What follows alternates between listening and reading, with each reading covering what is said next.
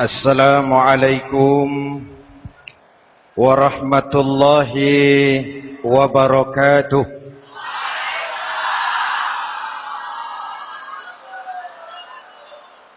Alhamdulillahi rabbil alamin.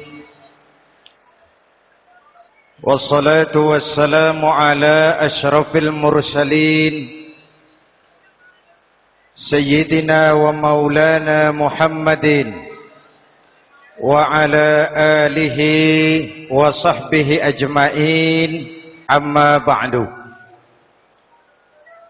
Saudara-saudara kaum muslimin yang berbahagia, hadirin, kesempatan malam ini saya ingin cerita akhirat saja. Sudah pernah ke akhirat belum? Mau? Kalau mau saya daftar, besok berangkat. Salah satu rukun iman yang 6, percaya kepada adanya akhirat. Satu saat alam ini akan hancur sehancur-hancurnya. Bumi, gempa, gunung, meletus, air laut tumpah ke darat. Planet-planet bertabrakan, halilintar menyambar, angin topan bertiup. Semua yang bernama hidup, mati, itu kiamat. Lalu kita akan dibangkitkan di padang mahsyar, dibangkitkan dari kubur kita masing-masing.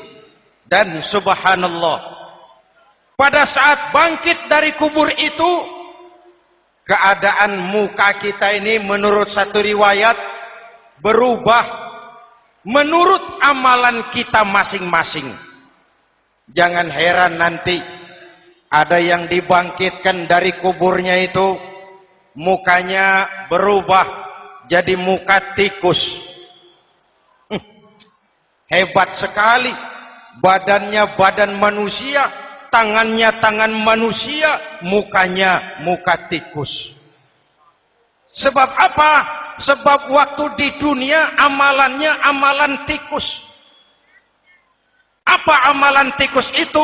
Suka menggeragoti barang yang disimpan rapi-rapi.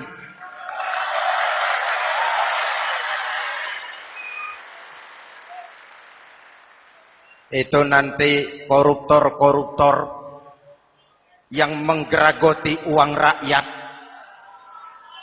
Itu nanti bangkit mukanya muka tikus. Na'udzu. Saudara lihat, oh ini yang geragoti uang rakyat, mukanya muka tikus. Ada lagi yang bangkit dari kubur, mukanya itu berubah jadi muka harimau. Kenapa? Waktu di dunia amalannya amalan harimau. Apa harimau itu? Mau menang sendiri, keras kepala, kupeh. Di mana ada hutan, rajanya pasti harimau. Padahal hutan belum pernah bikin pemilihan umum. Betul? Tapi harimau tidak peduli. Ada pemilihan umum atau tidak, saya raja hutan. Setelah naik jadi raja di hutan, harimau bukan melindungi rakyatnya, malah makanin rakyatnya.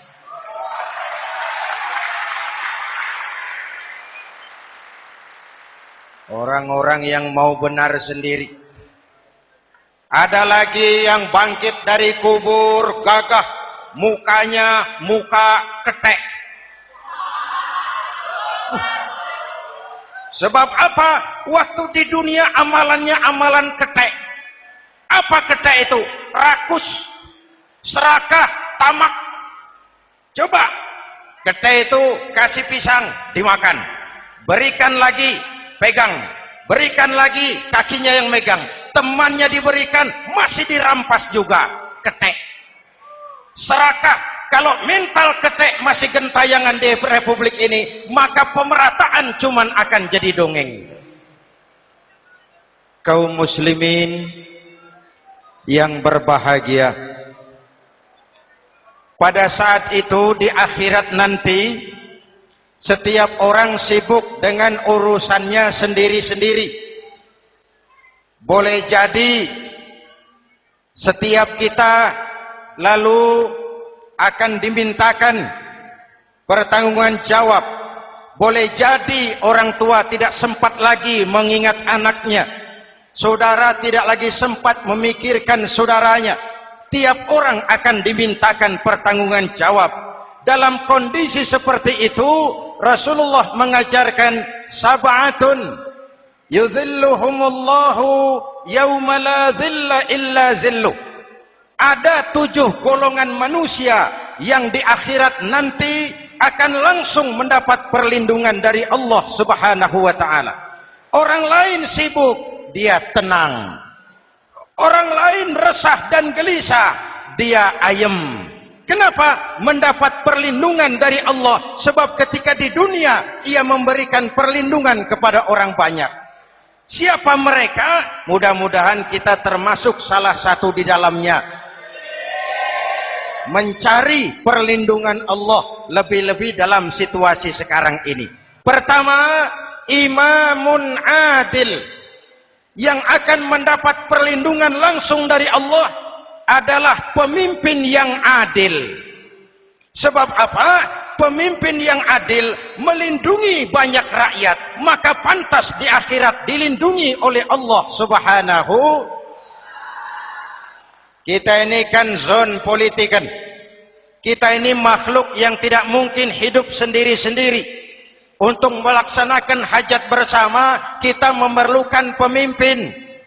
Memilih pemimpin itu tidak sulit. Dalam fikih, ketika sholat, itu dijelaskan bagaimana cara memilih imam. Siapa yang diangkat jadi imam? Pertama, a'lamuhum. Orang yang paling alim di kampungmu siapa? Angkat jadi imam.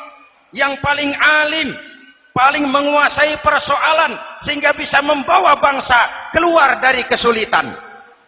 Pemimpin yang bisa menyelesaikan masalah, bukan yang menimbulkan masalah.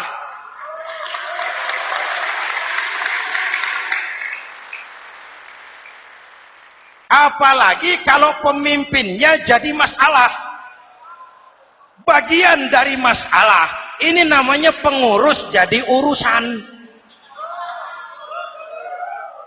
A'lamuhum.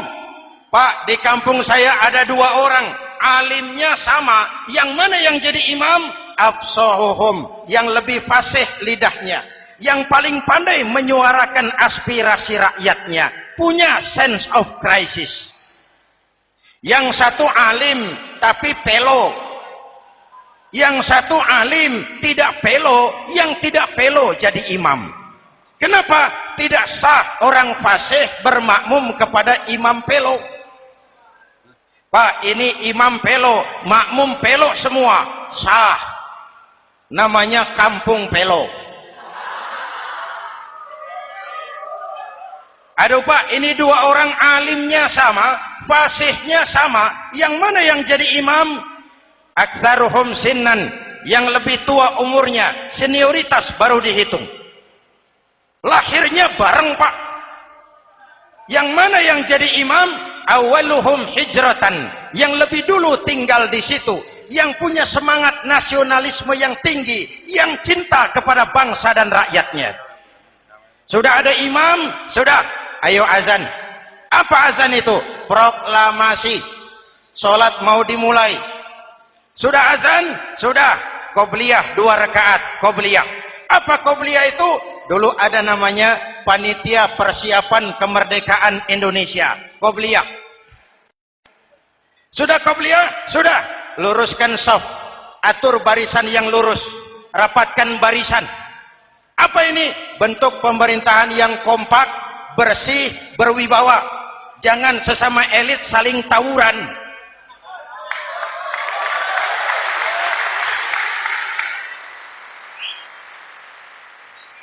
Luruskan shaf. Lalu shaf yang terdepan hendaknya diisi orang yang sedikit alim. Tidak perlu alim betul, sedikit alim. Maksudnya apa? Kalau imam keliru dia bisa tegur. Kalau imam salah dia bisa tegur. Kalau imam batal dia bisa gantikan. Ini wakil-wakil makmum. DPR, DPRD. wakil-wakil makmum. Sudah. Ayo imam, pimpin sholat. Sepakati dulu, kita mau sholat apa? Rakaatnya berapa? Surah yang mau dibaca apa? Pakai sujud tilawah apa tidak? Supaya makmum tidak kaget-kagetan. Rakyat harus dikasih tahu pemimpinnya mau kemana. Visinya apa? Supaya makmum ikutnya ikhlas. Jelas?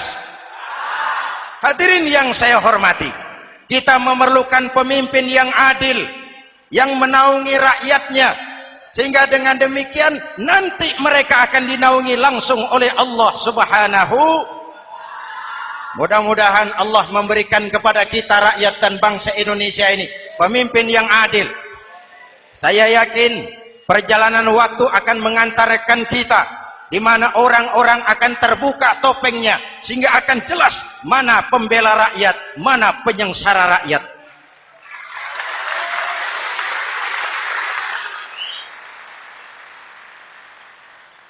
Lalu sebenarnya tiap kita ini kan pemimpin.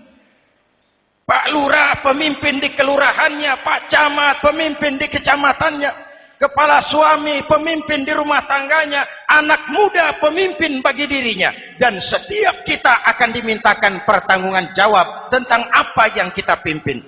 Marilah setiap kita berusaha menjadi pemimpin yang adil. Satu. Yang kedua, syab nasya'a fi ibadatillah, anak muda yang tekun beribadah kepada Allah. Amin. Remaja adalah masa depan kita semua. Akan bagaimana Republik Indonesia, bahkan akan bagaimana Islam di Republik Indonesia 20, 30, 40 tahun yang akan datang, anak-anak kita jawabannya. Jelas? Maka menghancurkan Islam tidak usah menyegel masjid, tidak usah menutup pesantren, tidak perlu melarang pengajian, cukup dengan meracuni remaja dan pemuda Islam, menjauhkan mereka dari agama dan ulama. Kalau mereka sudah jauh dari agama dan ulama, tinggal menunggu pergantian generasi.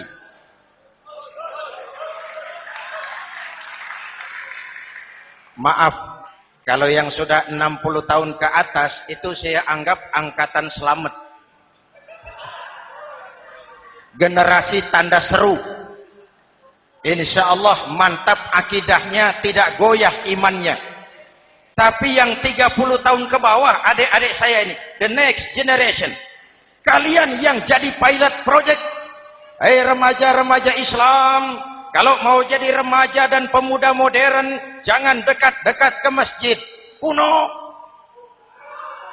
Masjid khusus 70 tahun ke atas. Baca Quran kampungan. Ngaji urusan akhirat. Seiring dengan itu, modernisasi diartikan dengan westernisasi. Kau tidak bisa jadi pemuda modern kalau semua yang datang dari barat belum kau telan mentah-mentah. Kau harus bisa bergaul seperti orang barat, berpakaian seperti orang barat, berumah tangga seperti orang barat, makan minum seperti orang barat. Kalau nyanyi lagunya lagu barat yang orang lain nggak ngerti, kamu juga nggak tahu. Mengalirlah narkoba dalam segala bentuknya. Maka muncullah generasi-generasi santai, generasi-generasi salon yang mencoba mencari pelarian hanya dengan kesenangan sesaat, tapi menghancurkan masa depan yang pasti.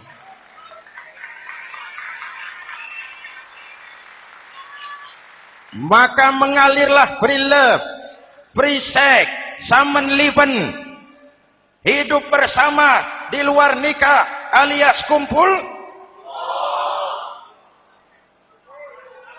Ya sama saja, kumpul kebo, kumpul embek itu sama. Hadirin yang saya hormati, kalau sudah hancur tinggal menunggu pergantian generasi. Oleh karena itu, adik-adik saya, para remaja, para pemuda, kalian harapan kami semua. Di pundak kalian Kami pertaruhkan hari depan bangsa dan negara ini. Hidup cuma putaran menunggu giliran. Ada saat datang, ada waktu pergi. Ada hari lahir, ada saat kembali. Ada hari dilantik, ada saat untuk menyerahkan jabatan. Hidup cuma sekadar menunggu giliran. Karena itu kepada kalian saya ingatkan satu ucapan orang bijak. Hai anak muda, berpikirlah kau di waktu pagi. Bekerjalah di waktu siang. Makanlah di waktu sore. Dan tidurlah di waktu malam. Berpikir di waktu pagi. Belajar mumpung masih muda. Bekerjalah di waktu siang. Amalkan ilmu itu setelah dewasa. Makanlah di waktu sore. Hari tua tinggal menikmati hasilnya. Tidurlah di waktu malam. Matilah dengan tenang. Kalau pagi kau tidak berpikir, nanti siang kau tidak akan bisa bekerja. Kalau siang tidak kerja, nanti sore mau makan apa? Kalau sore tidak makan, alamat malam enggak bisa tidur.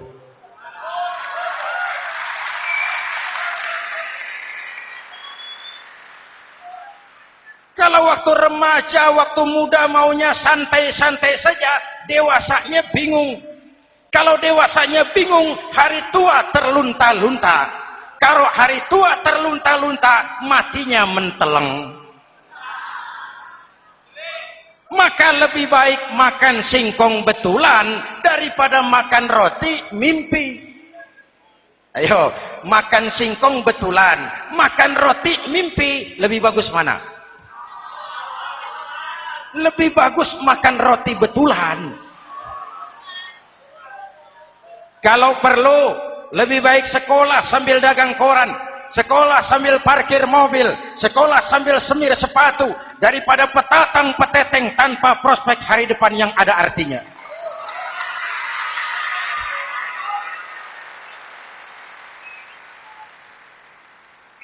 Inilah golongan kedua yang nanti akan langsung mendapat perlindungan dari Allah. Anak muda yang tekun ibadah. Kalau orang tua tekun ibadah, pantas.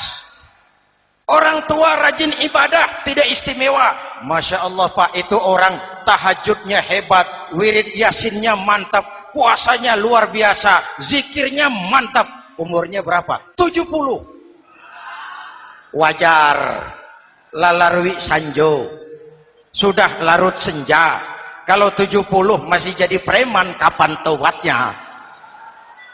Tapi kalau ada anak muda, darahnya masih mengalir dengan panas, keinginannya masih sejuta khayal, dia bisa salurkan di jalan Allah, itu amat disukai Allah, dan itu akan mendapat perlindungan langsung dari Allah Subhanahu.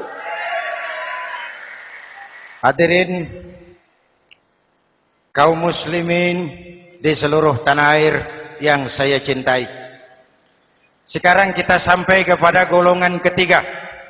Yang nanti dinaungi Allah itu siapa? Rajulun qalbuhu mu'allaqun bil masajid. Seseorang yang hatinya selalu terpaut kepada masjid. Masjid memang tempat melaksanakan sholat, tapi lebih dari itu dia adalah pusat kegiatan umat. Umat Islam dengan masjid seperti ikan dengan air, tidak boleh berpisah.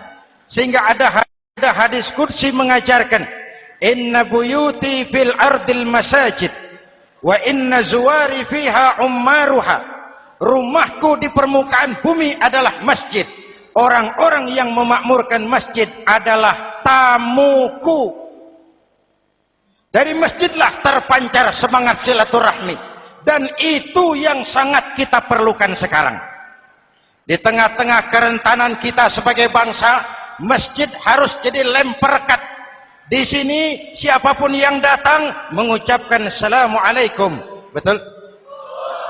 Menebarkan salam, menebarkan rasa damai, bersalaman.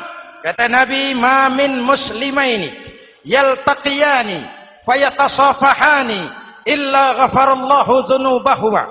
Apabila dua orang Islam bertemu lalu bersalam-salaman, Allah akan menghapuskan dosa yang terjadi di antara kedua orang itu. Bangsa kita sedang rentan perpecahan. Benih-benih disintegrasi bertebaran di mana-mana. Maka mari kita kembali ke masjid untuk menyusun semangat kebersamaan, meluruskan saf, merapatkan barisan, dan menerjemahkannya di luar masjid. Ini ada kaitannya dengan faktor yang keempat, yang langsung dilindungi Allah. Siapa mereka? Rajulani tahabba fillahi ijtama'a alaihi wa tafarraqa alaihi. Dua orang yang bersaudara, bertemu karena Allah, berpisah karena Allah. Itu akan dilindungi langsung oleh Allah di hari akhirat nanti. Dua orang bersaudara, bertemu karena Allah, berpisah pun juga karena Allah. Tadi dalam perjalanan ke sini, saya melalui sebuah desa. Masih ada sisa-sisa tawuran antar desa. Saya tidak sebutkan desanya, itu rahasia perusahaan. Saya cuma prihatin, siapa lawan siapa, siapa yang kita bakar rumahnya, siapa yang kita sambiti dengan batu, siapa yang kita rugikan, padahal urusannya kadang-kadang sepele. Di satu desa misalnya, cuma urusan kaset jadi tawuran antar desa. Ini kan hal yang sangat sepele. Padahal Nabi mengajarkan dengan keras, kalau dua orang Islam saling bertengkar, al-qatil wal maktul finnar. Yang membunuh dan yang dibunuh, dua-duanya neraka. Sahabat bertanya, ya Rasul, kalau yang membunuh masuk neraka, pantas. Kenapa yang dibunuh neraka juga? Rasulullah senyum lalu berkata, yang dibunuh pun sudah punya niat membunuh. Cuma keduluan dibunuh. Andai kata tidak dibunuh, dia yang akan membunuh. Mari kita renungkan, kenapa sebagai bangsa kita seperti tercabut dari akar budaya kita. Kita jadi beringas, kita jadi brutal untuk hal yang sepele. Yang satu teriak Allahu Akbar, yang lain teriak Allahu Akbar. Siapa lawan siapa? Dulu Bung Tomo teriak Allahu Akbar, musuhnya londo. Sayyidina Hamzah, Khalid bin Walid teriak Allahu Akbar, yang dilawan kafir. Abu Jahal, Abu Lahab, Abu Sufyan. Sekarang si Ali lawan si Hasan, Hasan Allahu Akbar, Ali Allahu Akbar. Siapa lawan siapa?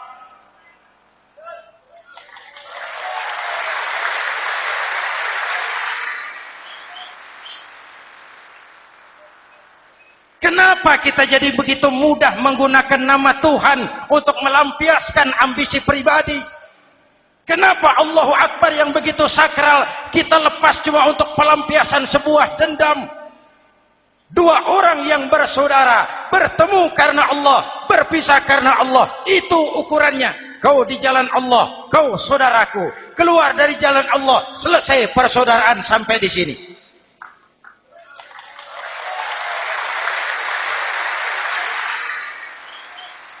Hadirin, lewat mimbar ini saya kembali menekankan, mari kita pelihara kerukunan. Pertama, rukun antar umat seagama. Sesama muslim harus bersatu. Yuk, kita rukun yuk. Kita kompak yuk. Kita bersatu yuk. Sesama muslim, kaos boleh berbeda, boleh. Jaket boleh tidak sama, silakan. Paham politik boleh berbeda, boleh. Kau lewat sana, saya lewat sini, nanti kita ketemu di sana. Betul? Mari lapang dada menerima perbedaan, tetapi mengarah kepada satu tujuan yang sama. Walaupun bineka, kita ini tunggal. Seperti dilatih di masjid ini. Dua orang yang bersaudara, bertemu karena Allah, berpisah karena Allah. Hati-hati, di masyarakat sekarang ini kan lebih banyak tukang kompor daripada tukang lem. Tahu tukang kompor?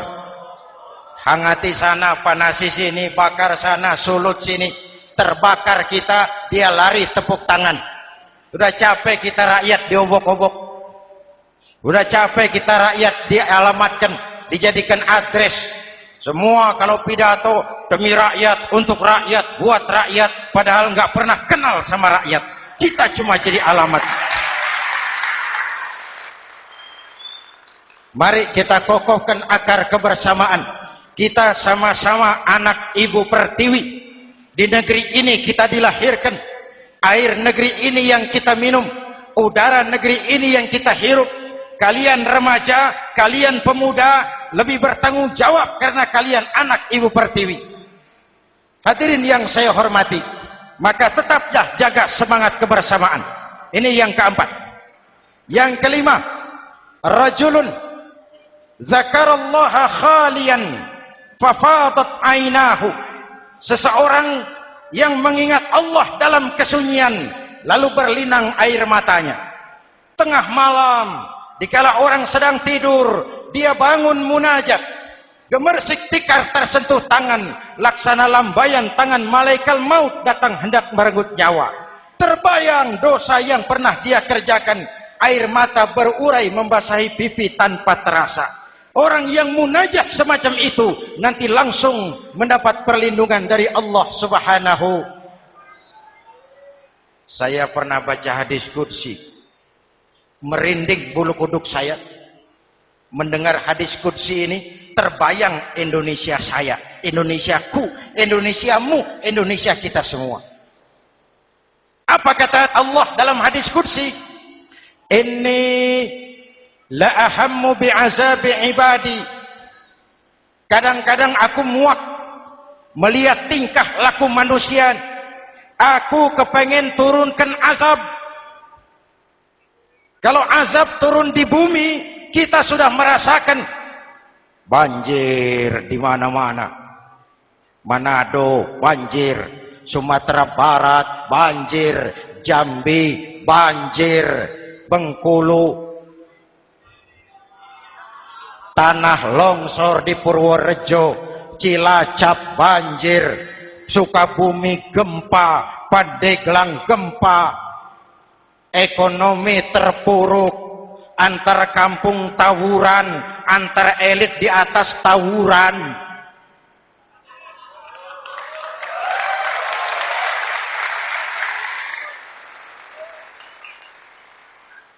Hutang numpuk. 40% APBN kita ini sekarang cuma untuk bayar hutang. Itu pun dengan asumsi dolar 7.000, 9.000, artinya sekitar 50% APBN kita untuk bayar hutang. Untungnya sekarang ini yang agak menolong, harga minyak membaik di pasaran internasional. Hadirin yang saya hormati, ini lagi ngomong apa saya sih? Aku pengen turunkan azab, tetapi kata Allah, ketika aku melihat orang-orang tua yang sujud di keheningan malam, bayi-bayi tanpa dosa masih menyujud. Ada hadis qudsi mengajarkan, inna buyuti fil ardil masajid wa inna zuwari fiha ummaruha. Rumahku di permukaan bumi adalah masjid. Orang-orang yang memakmurkan masjid adalah tamuku. Dari masjidlah terpancar semangat silaturahmi. Dan itu yang sangat kita perlukan sekarang. Di tengah-tengah kerentanan kita sebagai bangsa, masjid harus jadi lem perekat. Di sini siapapun yang datang mengucapkan assalamualaikum. Betul? Menebarkan salam, menebarkan rasa damai, bersalaman. Kata Nabi, ma min muslimaini yaltaqiyani fayatasafahani illa ghafarallahu dzunubahuma. Apabila dua orang Islam bertemu lalu bersalam-salaman, Allah akan menghapuskan dosa yang terjadi di antara kedua orang itu. Bangsa kita sedang rentan perpecahan. Benih-benih disintegrasi bertebaran di mana-mana.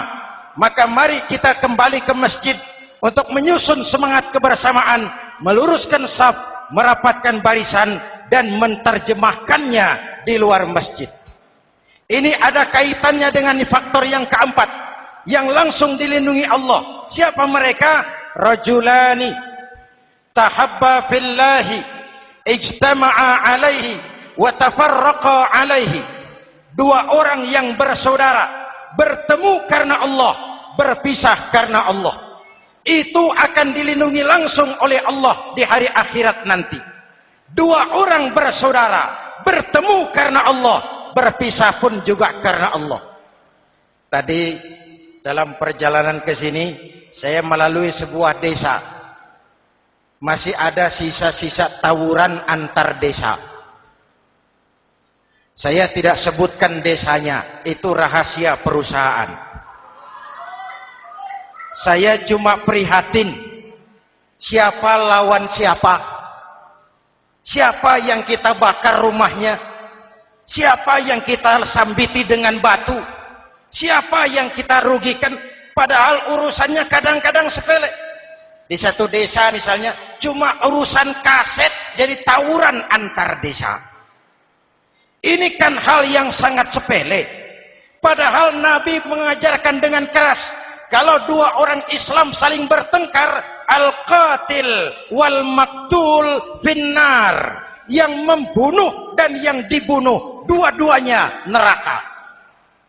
Sahabat bertanya, ya Rasul, kalau yang membunuh masuk neraka, pantas. Kenapa yang dibunuh neraka juga?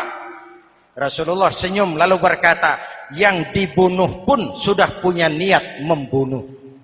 Cuma keduluan dibunuh. Andai kata tidak dibunuh, dia yang akan membunuh. Mari kita renungkan, kenapa sebagai bangsa kita seperti tercabut dari akar budaya kita. Kita jadi beringas, kita jadi brutal untuk hal yang sepele. Yang satu teriak Allahu Akbar, yang lain teriak Allahu Akbar. Siapa lawan siapa? Dulu Bung Tomo teriak Allahu Akbar, musuhnya londo. Sayyidina Hamzah, Khalid bin Walid teriak Allahu Akbar, yang dilawan kafir. Abu Jahal, Abu Lahab, Abu Sufyan. Sekarang si Ali lawan si Hasan, Hasan Allahu Akbar, Ali Allahu Akbar. Siapa lawan siapa?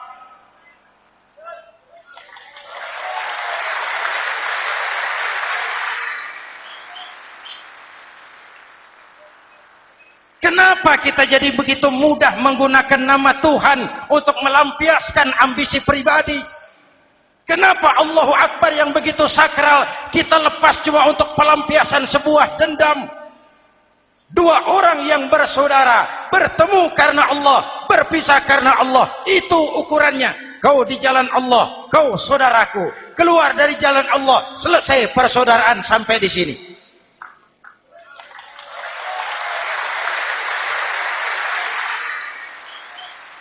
Hadirin, lewat mimbar ini saya kembali menekankan, mari kita pelihara kerukunan.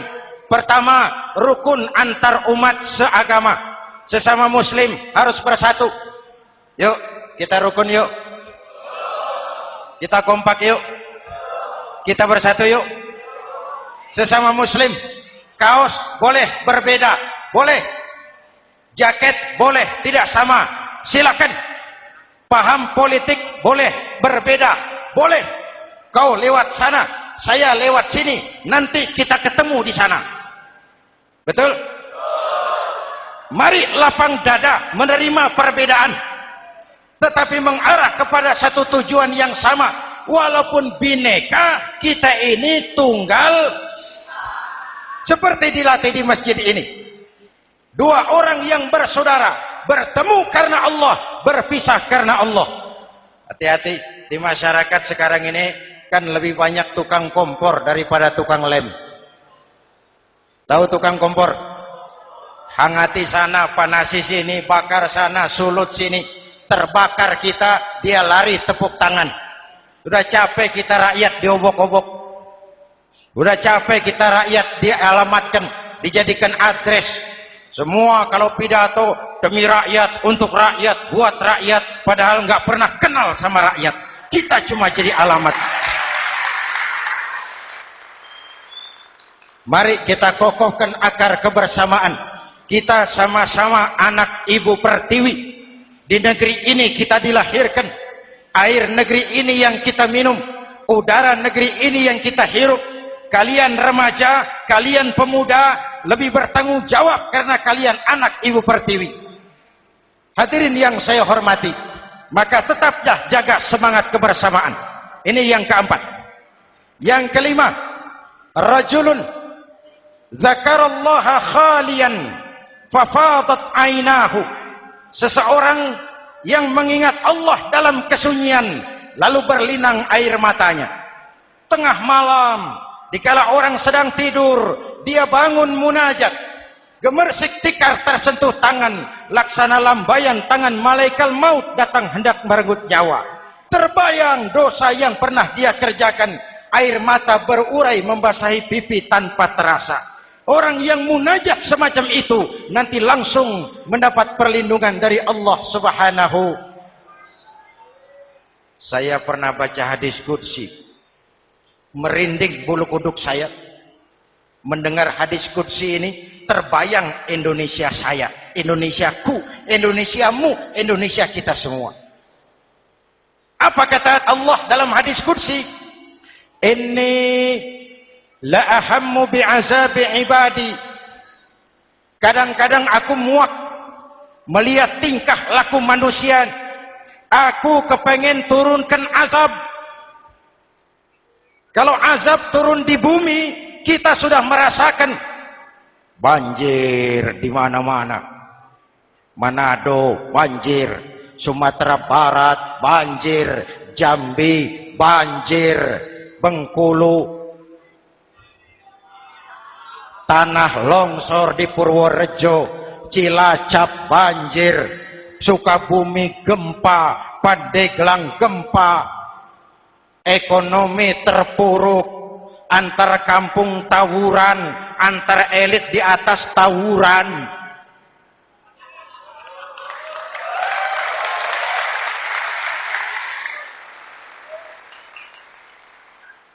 Hutang numpuk. 40% APBN kita ini sekarang cuma untuk bayar hutang.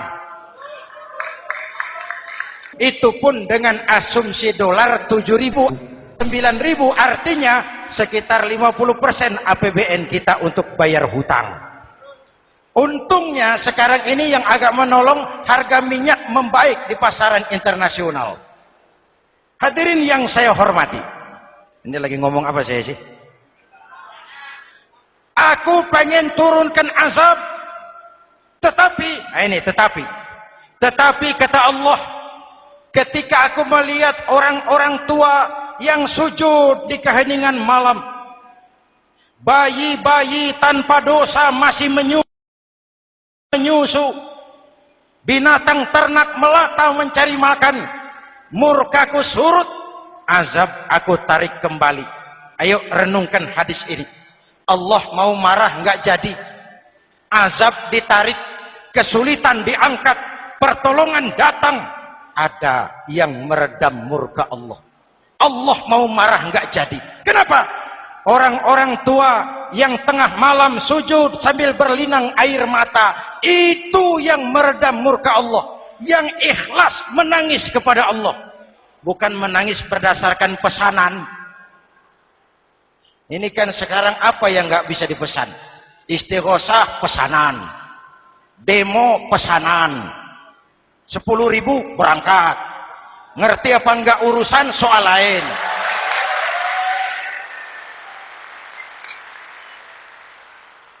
Jadi bukan demonstran, pekerja demo.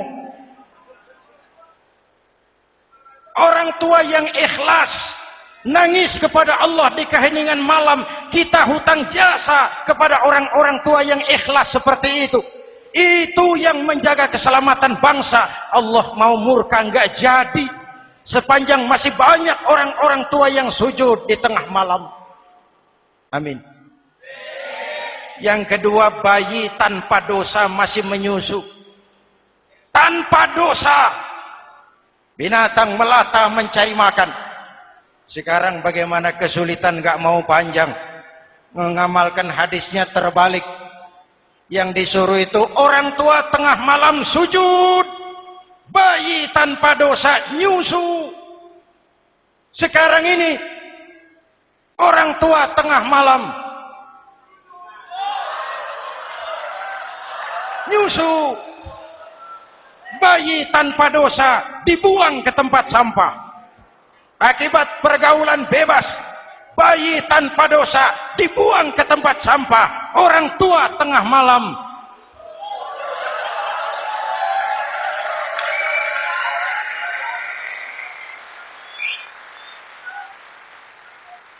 hadirin. Yang keenam, rajulun da'athum ra'atun zatu mansibin wa jamalin ila nafsiha faqala inni akhafu Allah rabbal alamin.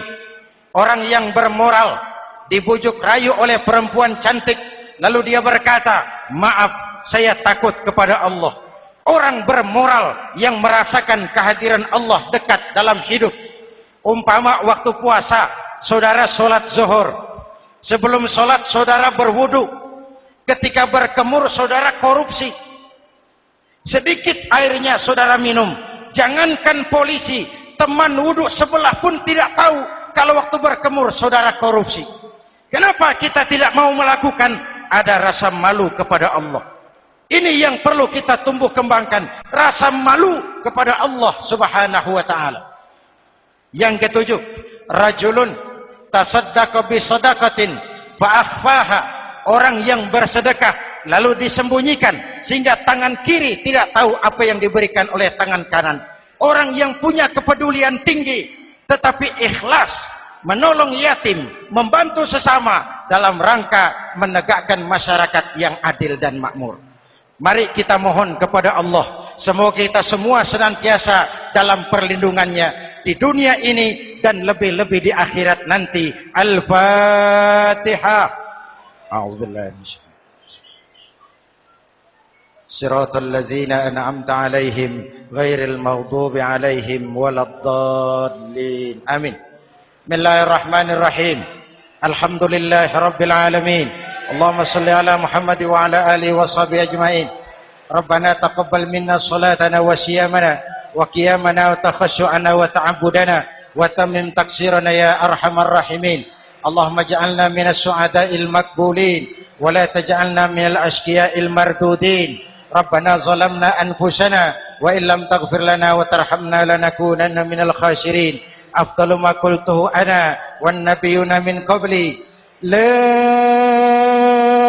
ilaha illallah.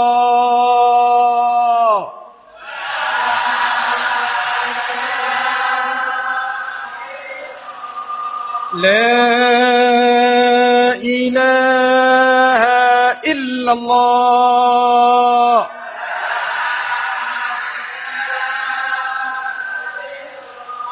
Muhammadur Rasulullah.